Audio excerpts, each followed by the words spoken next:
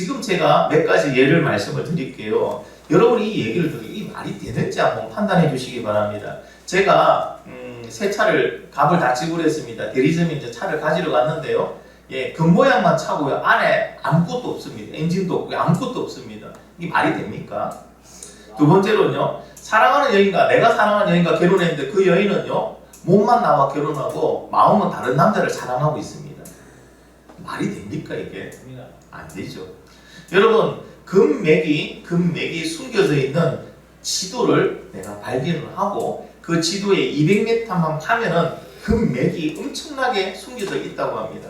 그래서 모든 장비를 사고 땅을 180m까지 팠습니다. 그리고 그만뒀습니다. 180만 타고 그냥 모든 걸 묻고 그만둬 버렸습니다. 말이 될까요? 자, 하나 더요. 자신의 병을 확실히 고쳐줄 의사를 찾아갔습니다. 그리고 그 의사가 처방해주는 처방전을 가져왔습니다. 그런데 중요한 거는 처방전대로 하지 않고 내 마음대로 살아갑니다.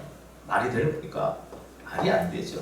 여러분 세상에는 이와 같이요. 네, A가 있으면 B가 반드시 따라가야 되는 그런 경우들이 많이 있습니다. 이와 같이 믿음과 순종은 떼어놓으면 말이 안 됩니다. 자, 여러분 믿음과 순종을 떼어놓고 생각하는 경우가 많은데요. 믿음과 순종은 떼놓으면 말이 안 됩니다. 그래서 믿음과 순종은 항상 같이 가야 됩니다. 성경은요 이렇게 말씀하십니다. 오직 믿음으로 구원받는다. 믿으시면 아멘? 예, 여러분 아멘 안 해도요. 마가복음에 16장에 그렇게 기록되어 있습니다. 믿고 세례를 받는 사람은 구원을 얻을 것이요 믿지 않는 사람은 정죄를 받으리라. 믿는 사람은 구원받고 믿지 않는 사람은 지옥 가는 거죠. 또 여러분 행함이 없는 믿음은 죽은 믿음이라고도 기록되어 있습니다. 여러분 잘 알고 있는 야고보서에 보면 내 형제들아 만일 사람이 믿음이 있노라고 행함이 없으면 무슨 유익이 있으리요? 그 믿음이 능히 자기를 구원하겠느냐?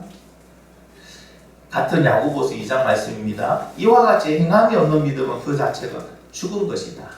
자, 그럼 첫 번째와 두 번째의 말씀을 종합해 보면 이런 말입니다. 구원은 믿음으로 받습니다. 그리고 그 믿음은 순종을 통하여 알 수 있습니다. 그래서 여러분 믿음과 순종은 분리할 수 없습니다. 그래서 오늘 특별히 여러분 믿음과 순종의 중심을 두고 오늘 하나님의 말씀을 같이 나누고자 합니다. 오늘 하나님의 말씀을 들으시고 즉시 일어나 행하는 그런 믿음의 주인공들이 되기를 예수님의 이름으로 축원합니다. 자, 오늘 말씀 보면 어떤 여인이 나오죠, 그죠? 어떤 여인에 대한 이야기가 나옵니다. 이 여인이 누구냐면은 수넴 여자입니다. 수넴성에 있는 여인입니다. 엘리사가 이전에 아들을 다시 살려준 여인이라고 나오고 있는데 이 여인은요 열왕기하 4장에 나오는 수넴성에서 엘리사를 지극히 잘 모셨던 그 여인입니다. 자, 수넴 여인이 했던 일이 무엇인지 잠시 한번 기억을 떠올리도록 하겠습니다. 그 여인은요 자발적으로 하나님의 사람인 엘리사를 자신의 집으로 모셔와서 음식도 드리고 그할 곳도 만들어서 그곳에 쉬기도 했습니다. 이렇게 하나님의 사람을 잘 섬겼습니다. 엘리사는 이 여인이 아이를 못 낳는다는 것을 알고 아들을 축복해줬고 그 다음 해에 아들을 낳게 됩니다. 그리고 몇 년 후에 이 아이가 죽게 됩니다. 이 여인은요 다시 엘리사를 찾아갔고 엘리사는 이 여인의 아이를 다시 살려서 그 어미의 품원을 다시 돌려보냅니다. 이 모든 것은 하나님의 종을 참으로 섬기고 하나님을 사랑하는 그 여인에게 하나님 주신 축복이었습니다. 그런데 이 4장까지만 나오면 될 여인이 왜 8장에서 다시 나올까 하는 생각을 가집니다. 왜 수넴 여인일까? 여러분 그런 생각이 안 되십니까? 다른 많은 사람 놔두고 왜 엘리사가 이 여자에게만 가서 하나님의 기근이 7년간 이만이 다른 데 갔다 와라고 얘기를 했을까요? 다른 사람은 없었을까요? 그렇게 귀한 다른 사람은 없었을까 하는 생각을 가져봅니다. 7장에서는 그죠? 민족을 구원하신 하나님의 모습이 딱 나오는데 8장에서 갑자기 왜 여인의 모습이 하나 나오는데 여인을 위해서 베푸신 하나의 은혜가 딱 나옵니다. 이 여인은요 대단한 집안의 딸도 아니죠. 그리고 여인은요 엄청난 일을 한 것도 아니에요. 그냥 그가 할 수 있는 평범한 일을 했습니다. 그리고 이 여인은요 어떤 대단한 그 가족들이 또 대단한 능력을 있는 그런 가족이 아닌 그냥 평범한 여인이었습니다. 하나님께서는요 엘리사와 이 평범한 여인의 이야기를 통해서 과연 우리에게 무엇을 말씀해 주시려고 하는 것일까요? 첫 번째는요, 이 이야기를 통해서 하나님은요, 한 나라, 한 민족, 엄청 큰 것만 보시는 하나님이 아니고요, 그 한 나라와 한 민족 속에 있는 이름도 없는, 사람들이 별 관심도 가지지 않는 그런 평범한 한 사람에게도 하나님은 동일한 관심을 가지고 있다는 것을 우리에게 가르쳐주고 있습니다. 하나님은요, 지구의 모든 것, 지구를 운행하시기도 바쁘니까 우리에게 관심이 없지, 이게 아니고요, 한 사람 한 사람에게도 하나님은 아주 큰 관심을 가지고 보고 계신다는 사실입니다. 두 번째는요, 하나님은 하나님을 사랑하고 하나님을 경외하고 하나님을 섬기는 사람에게 많은 관심을 가지고 있다는 것을 우리에게 가르쳐주고 있습니다. 여러분, 수넴 여인이 그 시대 그때 하나님의 사람을 그렇게 정성을 다해 섬긴다는 것은요, 그 시대의 시대적 배경을 보면요, 그렇게 쉬운 일이 아니라는 것을 알 수가 있습니다. 당시 트렌드는요, 우상을 섬기는 거였어요. 왜 그러냐면요, 북이스라엘이 오므리 왕조가 시작되고 아합이 왕이 되었을 때 우상 숭배를 하는 어떤 그런 거가 최고에 달한 그런 시대입니다. 그러니까 모든 사람들이 거의 우상 숭배에 미쳐 있는 시대라고 보시면 됩니다. 그런 시대에 다른 것도 아니고 하나님만 오로지 하나님만 섬기고 하나님을 경외하고 또 하나님의 사람을 그렇게 지극정성으로, 그것도 나 홀로 그렇게 한다는 것 자체가 여러분 어려운 것이 여러분 맞다는 겁니다. 쉬운 일이 아닙니다. 아주 어려운 일이었어요. 왜? 다른 사람들이 보기에 내가 미친 것이 보이고 내가 부족한 것이 보인다는 거예요. 왜? 모든 사람이 다 우상을 숭배하는데 나만 안 하고 있거든요. 그런 시대적인 배경을 보면 여러분, 이 여인은 그 시대와 그리고 그 문화를 역행하는 여인이었습니다. 그래서 이 여인이 하나님을 그때 경외한다는 건요, 하나님 보시기에는요, 표가 바로 나는 거예요. 많은 사람들이 못하고 있는데 그 여인은 하고 있으니까 그 작은 게 하나가 하나님이 너무 기쁘신 거예요. 여러분, 지금도 하나님께서는 하나님을 온전히 믿고 섬기고 경외하고 하나님 말씀에 순종하는 사람들에게 관심을 많이 가지고 계십니다. 한번 이런 간증을 들은 적이 있습니다. 여러분 잘 아시는 그 이재철 목사님의 간증에 이런 부분이 있습니다. 그분이 또 하나님과 약속하고 성도들과 약속하는 가운데 10년간 교회의 사역을 다 그만두시고 10년이면 개척해가지고 여러분 부흥했는데 나는 10년까지만 이 교회에 담임을 하겠습니다 약속하시고요. 부흥했는데 10년 딱 되는 시점에 딱 모든 사역을 마치십니다. 그만두십니다. 그리고요, 국내에서 하도 그분을 모셔가려니까요, 소리 소문 없이 스위스로 가십니다. 스위스 한인교회에 그쪽에 너무 힘드니까 어려우니까 그 교회에 와서 좀 섬겨달라고 그런 도청을 받고 갑니다. 갑작스럽게 가서요, 혼자만 가시는 거예요. 짐도 별로 없이. 근데 겨울에 가셨는데 마침 설거지를 하는데 다시물이 안 나와요. 그래서 고무장갑 끼고 설거지를 하는데 그 고무장갑에 구멍이 생긴 거예요. 찬물이 되면 너무 시려운 거예요. 그 속으로 이렇게 했답니다. 너무 시려워요 하나님. 근데 놀라운 거는요, 다음날 한국에서 고무장갑이 몇십 걸레가 소포로 왔더랍니다. 다음날 바로 왔더랍니다. 알고 보니까 어떤 권사님께서, 아는 권사님께서 기도하는 가운데 하나님께서 그런 마음을 줘서 고무장갑을 보냈다 하더라고요. 여러분, 이렇게 하나님은요, 하나님을 사랑하고 경외하고 하나님 말씀에 순종하고 하나님을 따르는 사람에게 참 많은 관심을 가지고 있습니다. 그냥 내가 생각만, 아니 그런 일이 있을까라고 미리 아시고 하나님은요, 벌써 며칠 전부터, 소포가 다음날 온다는 건요, 며칠 전부터 이런 일을 예상하고 하나님은 준비해 주셨다는 겁니다. 지금 대한민국은 종교 자유가 보장된 나라입니다. 그렇지 않습니까? 그런데 과연 이 시대를 살고 있는 기독교인들은요, 많은 박해와 탄압을 받았던 초창기의 기독교인과 비교해 봤을 때 그 믿음이 얼마나 성장했을까요? 여러분, 성장했을까요? 아니면 정지했을까요? 퇴보했을까요? 여러분, 이 시대는요, 종교 탄압이 없는 대신에 문화와 생활의 유혹 속에서 여러분, 우리를 그 믿음을 계속 흔들고 있습니다. 그래서 주일조차 제대로 지키지 못하는 그리스도인들이 무수히 많이 나오고 있다는 사실입니다. 뭐와 멀어요? 문화와 생활이라는 트렌드를 가지고. 특별히 지금은 이제 코로나로 인해서 인터넷 예배라는 거에 또 트렌드가 또 생겨버렸습니다. 그래서 어디든지 가서 예배 드릴 수 있다는 거예요. 그래서 어떻게 해요? 캠핑을 가서도 예배 드리고 이제는 부담 없이 놀겠다는 겁니다. 여러분 근데 주일을 그죠? 주의 날을 지키는 안식일을 지키는 개념에서는 벗어난 거죠. 주의 날은 주님을 위하여 사용하는 날인 걸 여러분 꼭 기억하시기 바랍니다. 여러분 이렇게요. 하나님은요. 하나님을 사랑하는 자, 하나님을 따르는 자에게 하나님은 많은 관심을 가지고 있습니다. 그래서 제가 보기에는 지금 문화와 생활 속에서 많은 그리스도인들이 반항하고 그 트렌드를 따라가고 있는데 이때 내가 하나님 앞에 나의 믿음을 인정받기 좋은 기회라고 생각합니다. 많은 사람들이 그렇게 갈 때 역행해서 바로 하나님을 섬긴다면 하나님 앞에 눈에 잘 띌 겁니다. 그리고 하나님은요 그 사람에게 많은 관심을 가지고 지켜보신다는 것을 여러분 기억하시기 바랍니다. 두 번째로 오늘 말씀을 통하여 우리에게 말씀해 주시는 것은요 복을 받으려면요 복 받을 그릇만 준비하면 된다는 거예요. 첫 번째 수냄 여인을 통해서 하나님은 하나님을 사랑하고 하나님을 경외하는 자에게 많은 관심을 가진다는 걸 보여주셨고 두 번째로는요 복을 받으려면 복 받을 그릇만 준비하라는 것입니다. 하나님께서는 이미 엘리사를 통해서 이 수냄 여인에게 많은 것을 주셨습니다. 맞죠? 그죠? 자, 그런데 수냄 여인에게만 다시 이렇게 7년간의 기근이 있을 테니까 이 7년 동안 다른 나라에서 보내라고 말씀해 주셨습니다. 왜 하나님은 이 여인에게 엘리사를 통해서 말씀해 주셨을까요? 하나님은 왜 이 여인에게만 이렇게 관심을 가지고 하나님 복을 주실까요? 생각해 보니까 답은 하나밖에 안 나옵니다. 복 주는 사람 마음입니다. 하나님의 마음입니다.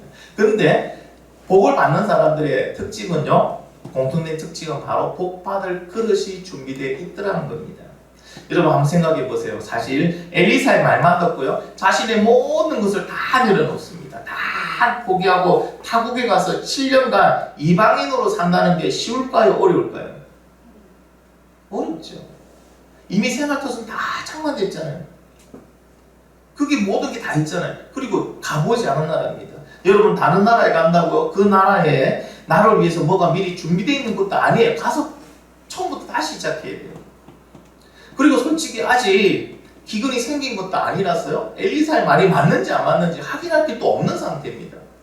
그러한 상태에서 이 여인이 이런 결정을 한다는 거는요. 너무너무 큰 도박이에요. 그런데 수냄 여인의 행동을 한번 보면 진짜 대단한 게 나옵니다. 8장 2절에 보면 여인이 일어나서 하나님의 사람의 말대로 행하여 그의 가족과 함께 가서 블레셋 사람들의 땅에 7년을 우구하다가 나옵니다. 여러분 여기 보면은요 두 단어가 있습니다. 일어나서 행하였다. 근데 이게요 일어나서 행하였다. 자, 일어나는데 2년 걸리고 행하는데 3년 걸린 게 아니고요. 일어나서 행하였다. 두 단어는요 연속해서 이어지는 단어입니다. 즉 말하면요 말하자마자 일어나서 갔다는 거예요. 그런 거 생각 안 했다는 거예요. 수냄 여인은요 엘리사의 말을 듣자 말자 일어나서 바로 행해버립니다. 즉시 순종. 이것이 수냄 여인이 복을 받아 누리는 그릇이었습니다. 그럼 왜 이 여인은 이렇게 즉시 순종할 수 있었을까요? 한번 생각해 볼게요. 왜 수냄 여인은 이렇게 엘리사가 한 말에 즉시 일어나 행할 수 있었을까요? 그 첫 번째는요, 이것이 하나님의 말씀인 것을 믿었기 때문입니다. 다른 게 아니에요. 하나님의 말씀인 걸 믿었기 때문입니다. 두 번째는요, 그 하나님의 말씀이 나에게 지금 하신 말씀이라는 것을 또한 믿었기 때문입니다. 세 번째는요, 이미 이 여인은요, 과거에 하나님의 권능을 경험해 봤기 때문에, 하나님의 관계 속에서 하나님을 경험해 봤기 때문에 주저하지 않고 행동할 수 있었던 겁니다. 그러면 역으로 한번 이렇게 생각해 보겠습니다. 왜 하나님의 말씀에 나는 즉시 순종하지 못할까? 왜 나는 못할까? 이 여인은 대단한 여인도 아닌데 이 여인은 했는데 왜 나는 못할까? 첫 번째요, 하나님의 말씀이라는 것을 확실히 아직 믿지 못하기 때문입니다. 여러분 한번 생각해 보세요. 하나님의 말씀인데 어떻게 세상의 것과 저울질할 수 있으며 여러분 나의 사정 환경을 핑계댈 수 있을 거예요. 하나님의 말씀인데. 우리 예전에 왕이라는 사람이 살고 있을 때 그 왕이 내리는 명령은 왕명입니다. 왕명에는요 어떠한 핑계가 통합니까? 아니죠. 왕명은 즉시 가서 즉시 시행돼 버립니다.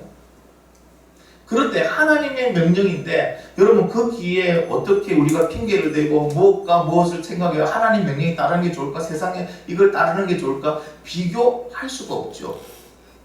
그렇기 때문에 결국 우리는 성경의 말씀을 하나님의 말씀이라고 입으로는 시인하지만 우리가 그만큼 그 말씀이 하나님의 말씀이라고 믿지 않고 있다는 겁니다.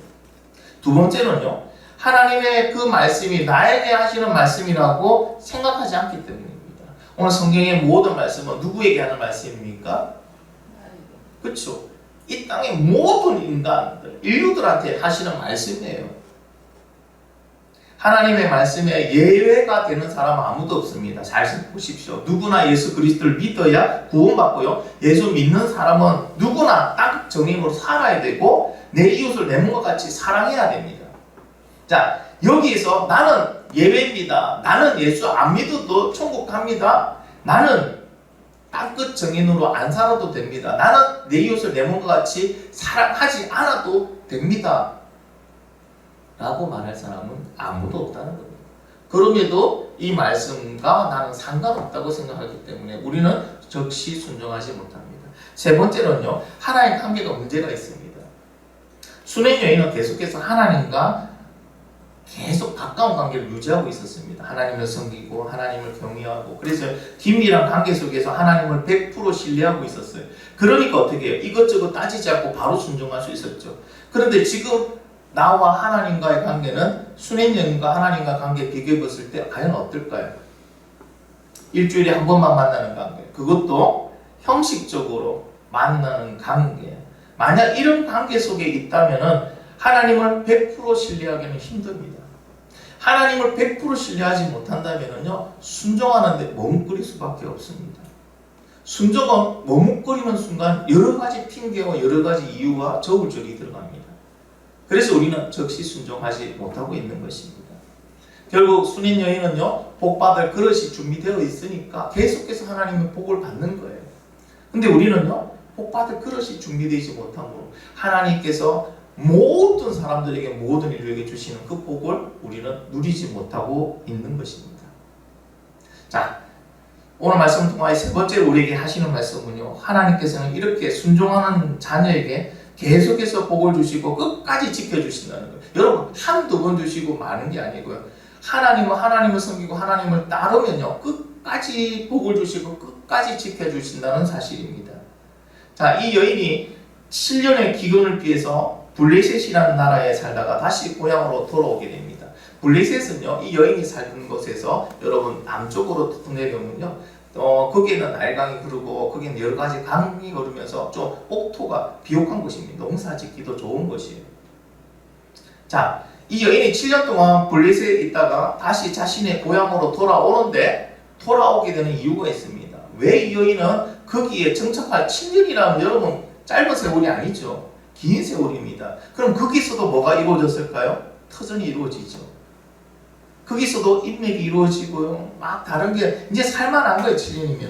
그런데 그곳에서 머물지 않고 다시 고향으로 돌아올 수 있었던 이유는 과연 뭘까요?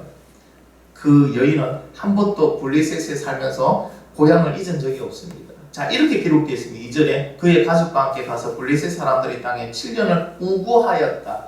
우거가 무슨 뜻인지 아시죠? 정착하고 다른 말, 잠시 머문다는 뜻이에요.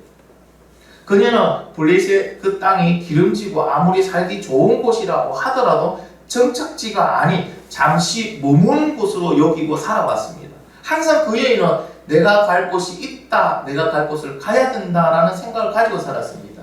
그래서 그 여인은 7년이 딱 지나자 다시 자기의 고향으로 돌아옵니다. 여러분, 우리가 이 땅을 정착지로 삼는 순간 천국과는 멀어집니다. 그래서 사탄은요, 이 땅에서 우리에게 잘 먹고 잘 살고 성공하고 모든 것을 다 갖추어서 우리 스스로 이 땅을 정착지로 삼게 유혹한다는 겁니다. 그래서 여러분 그리스도인들은요 잘 되고 잘 나가고 여러분 모든 것을 성공할 때 위기가 찾아온다는 사실을 아시고 더 겸손하고 더 하늘의 본향을 바라보는 그런 삶을 살아가야 될 줄 믿습니다. 이 땅을 정착지로 삼는 순간 여러분 천국 가면 진짜 빠이빠이입니다. 왜? 이 땅에 살아야 되니까. 그녀는 하나님의 말씀에 순종하면서 7년간 블레셋에 가서 이방인으로 우고하다가 고향으로 돌아옵니다. 근데요, 자, 고향으로 돌아왔는데 사정이 나아졌어요? 더 나빠졌어요? 더 나빠졌어요. 왜? 고향에 있어야 될 자기의 집과 자기의 땅이 다 사라져 버렸습니다. 자, 예전에는 이렇게 몇 년간, 수년간 주인이 집을 배우고 갔으면요, 주인은 없는 것으로 판단됩니다. 그래서 나라에서 그것을 환수에 가져가 버립니다. 보통 이런 경우에 하나님의 말씀대로 순종했는데 그 결과가 내가 생각한 대로 안 되고 이전보다 더 나빠졌다, 이렇게 판단되면요, 사람들은요 뭡니까? 아무리 강한 믿음도 믿음이 흔들리기 시작하죠. 그리고 시험에 듭니다. 그리고 하나님을 원망하고요, 믿음을 포기해버리는 경우가 많이 있습니다. 그렇지 않나요? 우리 주위에 그런 분들 보잖아요, 그죠? 제가 한 분, 뵌 분도 그래요.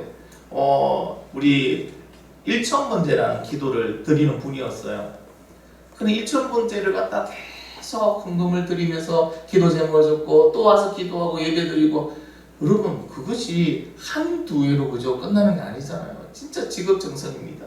근데 일천번제가 끝났는데 기도의 제목이 하나도 이루어지지 않았어요.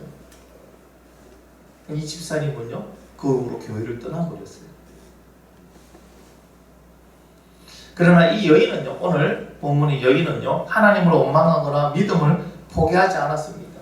자신의 재산을 되찾기 위해서 자신이 할 수 있는 일이 무엇인지를 생각하고 그 일에 집중합니다. 그리고 나머지는 하나님께 다시 맡겨버립니다.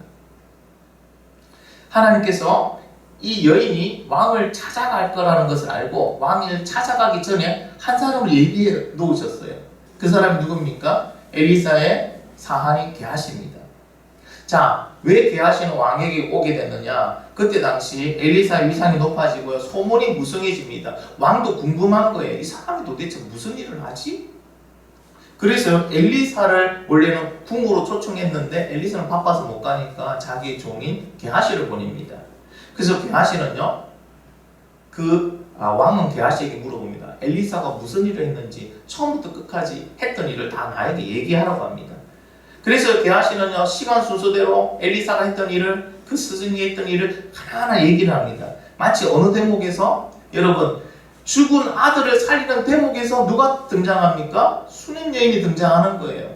왕에게 나타나는 거예요. 그래서 억울하게 내 집과 재산이 국가 것으로 갔으니 다시 돌려달라고 와서 호소하는데, 게하시가 보니까 저 여자가 죽은 여자를 살렸던, 죽은 아들을 살렸던 그 아들이 저 여자의 아들입니다 하고 왕에게 얘기한 거예요. 왕은 이야기만 듣다가 이제는 뭐가 나타납니까? 증인이 나타난 거잖아요. 그런 일이 진짜 있었느냐? 여인 보고 오라는 겁니다. 야, 이런 일이 진짜 있었느냐? 예, 있었습니다. 야, 그럼 자세히 네가 다시 얘기해봐라. 그렇게 여인에게 물어보고요, 그 여인의 또 사정을 들어줍니다. 그리고 이 왕은요, 한 관리를 따로 세웁니다. 이 여자를 위해서 관리를 따로 세워가지고 어떻게 해요? 이 여자에게 속한 모든 재산을 다시 다 돌려주게 하고, 거기에다가 이 여자의 땅에서 경작했던 7년간 이 여자의 땅에서 경작했던 수확물까지 다시 돌려주라고 명령하게 됩니다. 여러분, 여자가 왕 앞에 찾아간다는 것은요, 그 시대에 쉬운 일도 아니고요, 또 여자가 찾아간다고 해결되는 일은 거의가 없었습니다. 지금 이 수냄 여인이 자기가 여인인데도 불구하고 찾아갔다는 것은 남편이 지금 죽고 없다는 거예요. 등 말하면 가부예요, 가부. 당시 시대적 배경을 보면요, 가부는 어떻습니까? 사람 취급을 못 받았습니다. 여러분, 그냥 사회 속에서 소외되고 그냥 옆집에 가서도 가부가 얘기하면 들어주지 않는데, 이 가부가 왕에게 와서 얘기한다고 그 왕이 들어줄 것 같습니까? 안 들어줍니다. 그 사실을 이 여인도 알고 있습니다. 그러나 이 여인은 너무 자기가 절박하니까 왕에게 와서 호소합니다. 근데 마치 거기 게하시가 있을 거라고 누가 생각을 했을까요? 그리고 그 얘기를 마침 할 때 죽은 아들을 살리는 장면이 해피는 그 이야기를 할 때 어떻게 수님 여인이 딱 그게 나타났을까요? 우연일까요, 여러분? 아닙니다. 하나님의 철저한 계획이었습니다. 이렇게 하나님은요, 하나님의 말씀에 순종하는 사람을 끝까지 책임져 주시더라는 겁니다. 하나님은 야, 너 7년간 너 기근이 있으니까 다른 나라 가. 가는 것까지 책임지고 와서는 아버지 아무것도 없는 그거는 내가 모르지. 이러는 분이 아니시라는 겁니다. 하나님은 그 여인이 여러분 그 기근 속에 있을 때부터 책임져 주시고 그 이방인 나라에서 이방인으로 살아가는 그 생활도 책임져 주시고 다시 돌아왔을 때의 생활도 완전하게 책임져 주시는 것을 알 수가 있습니다. 하나님을 사랑하고 하나님을 섬기고 하나님 말씀에 순종하는 자, 하나님은요 그 사람을 끝까지 책임져 주십니다. 여러분 끝까지 하나님을 사랑하고 섬기고 하나님 말씀에 순종하는 저와 여러분이 되기를 간절히 바랍니다. 여러분 이렇게 수님 여인의 행동 속에 보면요 순종에 대한 하나님의 정의가 나타나 있습니다. 순종에 대한 하나님의 또 하나의 정의가 있습니다. 그것이 무엇일까요? 그것은요 내가 해야 할 일에 최선을 다하는 것도 순종이라는 사실입니다. 수렘 여인이 고향으로 돌아와서 자신의 집과 땅이 사라진 것을 그죠? 알게 됩니다. 그때 속으로 솔직히 좀 실망도 했겠죠. 하나님께 조금 원망도 있었겠죠. 그러나 그 여인은요 그렇다고 그것을 포기하지 않았습니다. 그렇다고 하나님을 원망하고 주저하지 않았다는 겁니다. 내가 할 수 있는 일이 무엇일까 생각합니다. 그 여인이 할 수 있는 지금 마지막 할 수 있는 일이 뭡니까? 가서 호소하는 거죠. 호소하는 거잖아요. 그리고 나머지는 하나님께 맡겨버립니다. 만약에 그녀가 그때 내가 해야 될 일에 최선을 다하지 않고 하나님을 원망하고 그냥 포기하고 주저앉았다면 그녀는 그녀의 것을 다시 돌려받지 못했을 것입니다. 그녀는 하나님 믿고 그가 할 수 있는 일을 최선을 다합니다. 왕 앞에 가서 그냥 부르짖은 거. 여러분 호소하는지나 뭐 고상하게 간 게 아니면 부르짖었다 통곡했다는 그런 의미입니다. 그녀가 부르짖고 통곡하자 게하시가 그녀의 목소리를 듣고 쳐다본 거예요. 그리고 그녀가 바로 그 아들의 음입니다라고 얘기를 한 거예요. 우리는 하나님을 믿습니다라고 얘기하면서도 내가 해야 될 일에 최선을 다 안 하는 경우들이 종종 있습니다. 그냥 이성적이고 합리적인 사고를 그리고 환경과 조건에 핑계를 대고 최선을 다 안 하고 그냥 멈추는 경우가 있다는 겁니다. 여러분 하나님을 믿는다면 또 하나님 말씀에 나른다면 내가 해야 될 일에 여러분 최선을 다하시기 바랍니다. 이것도 순종입니다. 이렇게 순종하는 자에게 하나님 뭐 하신다고요? 하나님은 하나님의 복을 주시고 하나님은 끝까지 인도하시고 지켜주시더라는 겁니다. 이제 하나님 말씀을 오늘 맺습니다. 일어나서 행하라. 너무나도 단순하고 누구나 할 수 있는 그러한 것입니다. 수렘 여인은요 일어나서 행했기 때문에 하나님의 축복을 누리고 하나님의 보호하심과 인도하심을 계속해서 받아가는 거예요. 그 여인은 일어나 행한 것이 이번만 한 게 아니에요. 하나님을 경외하고 하나님을 섬기는 순간부터 이 여인은 일어나 행했고 일어나 행했고 일어나 행했습니다. 그러니 하나님은 그 여인에게 계속해서 복을 공급해 주시고 인도해 주시고 그 여인을 보호해 주신 거예요. 일어나서 행하는 것 이것은요 믿음으로 구원받은 그리스도인이라면 누구나 당연히 해야 하는 것입니다. 왜냐하면 하나님의 말씀이잖아요. 왜 우리가 원수를 사랑해야 됩니까? 왜 우리가 우리에게 죄진자를 용서해줘야 됩니까? 저 사람은 절대 안 됩니다. 내가 지금 기분이 안 좋았어요. 그거는 저 못하겠어요. 말이 됩니까? 하나님의 말씀인데 하나님의 말씀이면요 안 돼요, 싫어요, 못해요. 그렇지만 하나님의 말씀이니까 제가 할게요.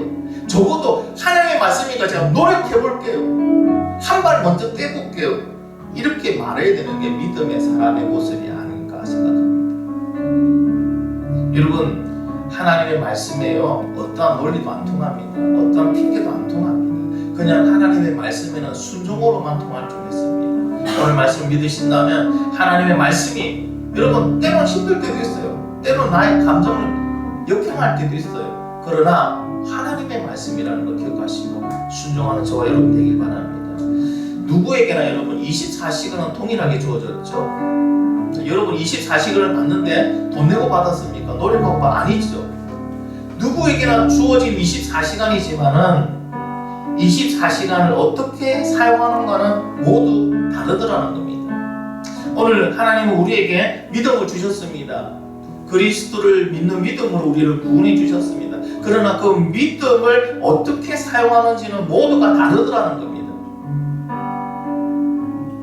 그래서 그 믿음에 순종을 더한 사람은 그 믿음을 인정받는 사람이 있는가 하면 그냥 그 믿음을 지식으로 입으로만 고백했던 사람은요, 천국 문 앞에서 두려워하는 사람도 있다는 거예요.